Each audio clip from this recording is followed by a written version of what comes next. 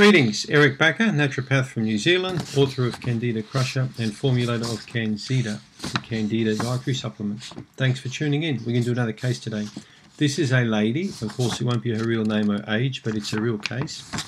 I'm going to call this lady Pamela.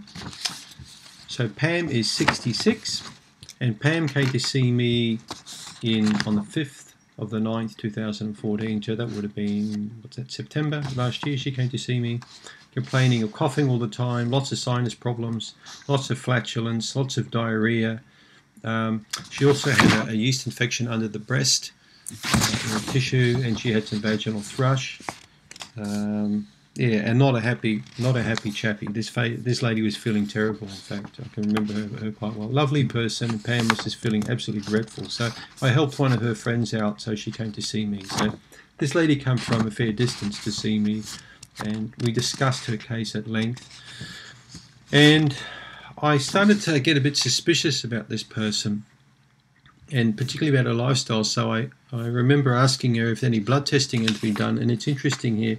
She had a blood test done previously. This was completed in August 2013. Now, there are no distinguishing features of the patient at all on here, so you won't be able to see any names or anything, but I will hold it up, and you can see the three H's there with the liver function. Okay, so you can see a 136 there. You can see a 151, a 102. You see the HHH on the GGT, ALT, AST. So when I questioned Pam about this, I said, "What's happening with your liver?" And when I got her to stand up and I sort of palpated, touched around the liver, it was quite tender and quite painful for her. So I got her to sit down and we spoke about her lifestyle, and her husband drinks quite a lot of beer. And when I sort of questioned her, in a light-hearted manner, I found out this lady's drinking half a bottle of gin a day. She's drinking a considerable amount of gin and tonic, but she didn't think anything of it because she'd been drinking gin for a long time. So I found this to be a real concern, this quantity of spirits every day. In fact, I thought it was absolutely crazy that she could continue to do this. Now, her doctor mentioned nothing. The doctor basically did the blood test and said, "Oh yes, your liver enzymes are elevated a bit. Yep, that's not too bad. They're only mildly elevated. The reference range is 10 to 35, but you're 136, so we won't worry too much about that," which I found really weird. And when you think about it, that quantity of alcohol with those kinds of health problems, I mean, alarm bells are starting to ring at this stage. This lady had been to several practitioners beside the doctor, and none of them had really taken the drinking any seriously. I picked it up and said, "Pam, you can't continue to do this. This has got to stop.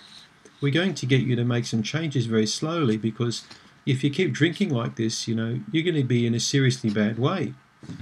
And that's coming from a person who grew up with a stepfather who drank a bottle of scotch a day. So, I've lived with an alcoholic for 20 years. So Pam, in fact, is an alcoholic.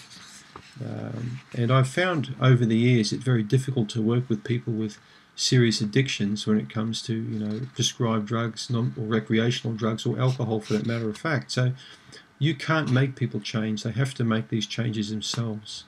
I've seen Pam a couple of times, and we've managed to cut her right back to a couple of gins per night. She's no longer drinking half a bottle. She'd be drinking 2 or 3, shots per night, which is a huge reduction for her. We've already noticed weight loss. We've already noticed significant improvement in the bowel function. It's going to take some time to turn our fatty liver around. The problem with Pam, though, is she has friends who drink a lot of spirits, and her husband's friends come over and they drink a lot of beer as well. So when you live with drinkers, it's hard not to drink, especially if you have been a drinker yourself. And the other thing I notice with drinkers like Pam is they'll often have one close friend that will come over and drink with them, or that person will go to that person's house. And, this is why they have a close association. It's the alcohol that forms the bond. They laugh, they get drunk together, they find it all quite funny, and they find if they cut back that the friendship gets affected. I've always maintained that when you grow as a person, you need to make changes. Sometimes you have to leave people behind. All right? You have to think about your own health. And that's what I said to Pam. I said, you need to think about your own health, not your friend's health. You're coming to me with problems. You're the one who needs to sort the problems. And again, I've got Pam taking my antifungal product Candida removed. She's doing really well on that. She's cutting back on her booze. We've got her on the Candida Crusher dietary protocol. She scored very, very, very high, well over and above severe when it came to my yeast infection quiz, which she completed at candidacrusher.com. And I think that within about 6 months, I'm going to have a convert here. I'm going to have a lady who's going to cut alcohol out of her life altogether after drinking for about 15 to 20 years. It's going to be fantastic to see her really grow as a person.